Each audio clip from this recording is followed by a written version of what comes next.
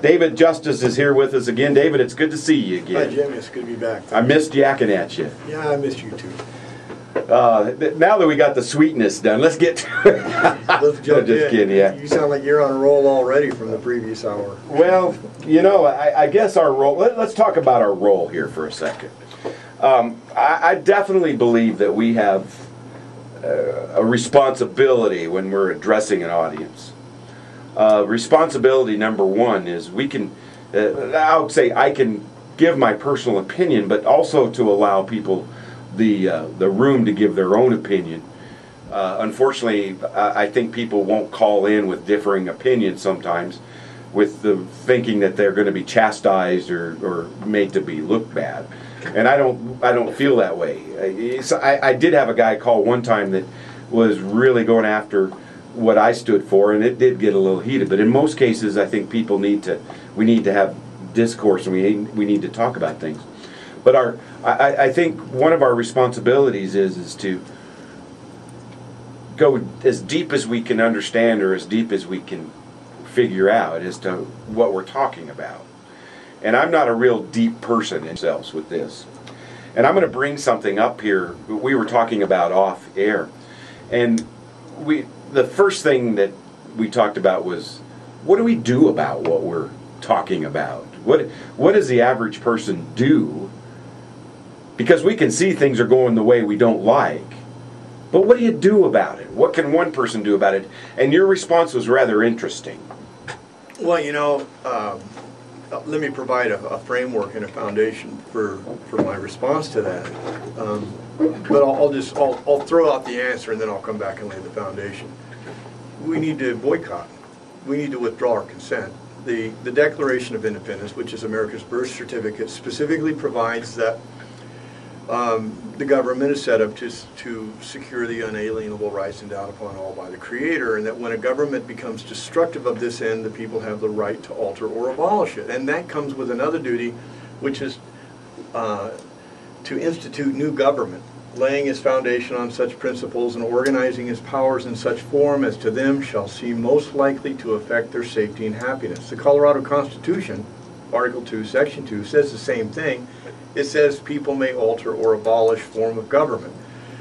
And it goes on to say, whenever they may deem it necessary to their safety and happiness, provided such change be not repugnant to the Constitution of the United States. So the people, ultimately, the buck stops with the people.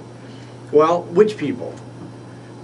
The liberal left, the radical left that decides, well, we've decided to throw off the government and we want communism in America.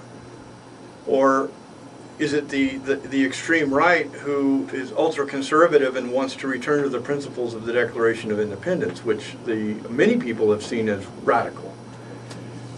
But I think ultimately it comes down to withdrawing consent. The people in Egypt, they withdrew their consent and they rose up and they demonstrated against their government. But I think it begins with a boycott, Jim.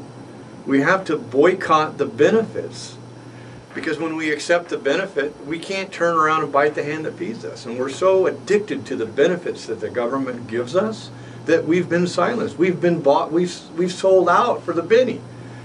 So we're silenced because we've accepted something and we've indebted ourselves to a liability that now that we're all entangled with. And so we have a hard time speaking the truth or withdrawing our our sense of allegiance to this system, because we are indebted to it for our existence now. Hold those thoughts. Let's take a call. Welcome to the Trading Post. You're live on the air. Guess they didn't want to be live on the air. Okay. Yeah. Oh, let's go a little bit deeper. Let's go deeper. We talk about boycotting, about ending our dependence. Let's talk about the guy that gets the paycheck every other week, that pays in for Social Security. Let's try this call again and see what happens. Welcome to the Trading Post. You're live on the air. On the air. Good morning, Jim. Good morning. How are you? I'm fine. Say, going along with David's thought about the government giving benefits to all these people, if it wasn't for the people and them taking the monies out of their paychecks, the government couldn't give anybody anything. Okay, which is true. Yep. So the government really doesn't give the people anything That's that true. they didn't pay for. Well, it's kind of like when you get a tax return back and you go, I'm getting this. You're not getting anything back. It was just the money you paid. That's true. Right. That's true. Say that not only does it come from the people, it comes from the people by force. There's an extortion racket going on, and this government is using the threat, duress, and coercion of its jails and its guns to extort taxes from people so that they can have their welfare state.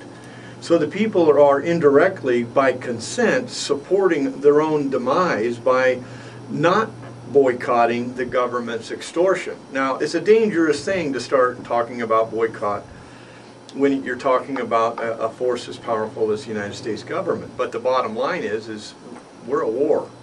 The government is using force to rob from Peter to give to Paul, to take from Party A's check to then facilitate the sloth of Party B. Party B can then enjoy a free ride off the sweat of the brow of Party A. And that's the system that has been handed to us, and now we're being choked by it, and we're being told, no, just go along with the program, or I'll send you to jail. Now, this is not liberty. This is not what America's founding fathers had in mind, and they are turning in their graves. So we've got to realize what we're experiencing now is a total abuse of the power that the federal government and the state governments, in collusion with the federal government, have been entrusted with. They were entrusted with power to serve the people, not to lord over the people. Let's go back to the guy that gets that paycheck Let's go back every other here. week. Yes, let's stay there. This is important. Because they're listening and they're going, I agree with this, but what do I do? How do I accomplish this? Here's the hard, cold reality. You need to go find another job.